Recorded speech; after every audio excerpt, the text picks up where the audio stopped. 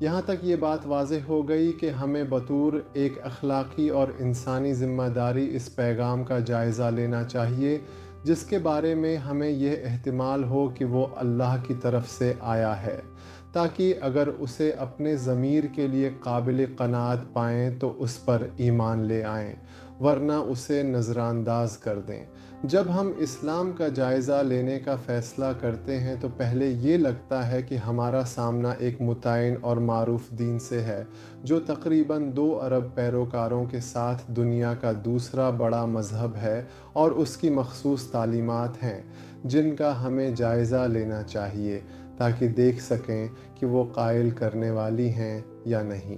لیکن جب ہم زیادہ غور سے دیکھتے ہیں تو پاتے ہیں کہ یہاں بھی باقی مکاتب اور ادیان کی طرح سینکڑوں اور ہزاروں تشریحات، شاخیں، فرقے اور مختلف بلکہ متضاد نقطہ نظر سامنے آتے ہیں، یہاں تک کہ دیکھتے ہیں کہ اس دین کے کچھ پیروکار ایک دوسرے کو کافر تکفیر قرار دیتے ہیں۔ اس صورتحال میں اور اتنے بکھراؤ اور تشدد کے باوجود اگر ہم اس دین کا جائزہ لینا چاہیں تو کون سا اسلام دیکھیں؟ اسلام کی کون سی تشریح ہماری تشخیص کا معیار ہونا چاہیے؟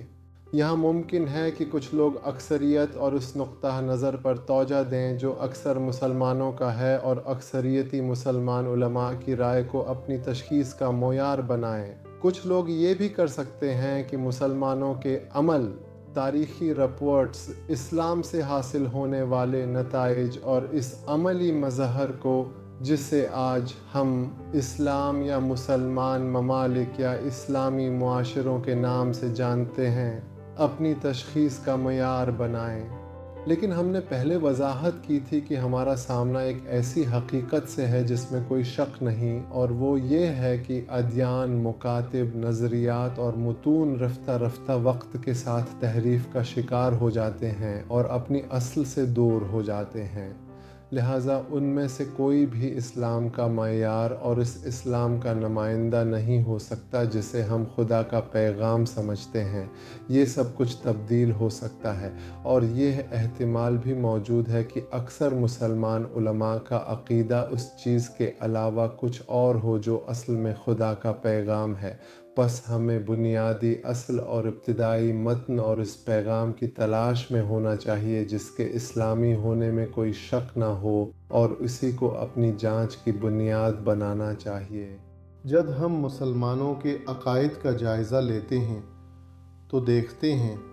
کہ تمام بکھراؤ اور اختلافات کے باوجود اس بات میں شک نہیں کہ 7ویں صدی عیسوی میں محمد نام کا ایک شخص خدا کی طرف سے نبوت کا دعویٰ کرتا تھا۔ اس بات میں بھی شک نہیں کہ انہوں نے اعلان کیا تھا، میں نے وحی اور ماورائی پیغامات کے ذریعے خدا کے کلمات حاصل کیے ہیں اور خدا کا پیغام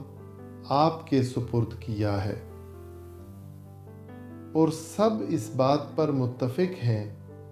کہ قرآن نامی کتاب اس پیغام اور کلام پر مشتمل ہے جس کے بارے میں یہ شخص دعویٰ کرتا تھا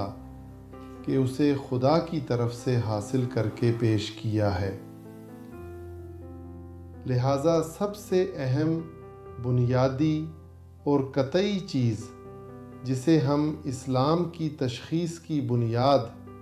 اور حقیقی اسلام کے بیان کنندہ کے طور پر لے سکتے ہیں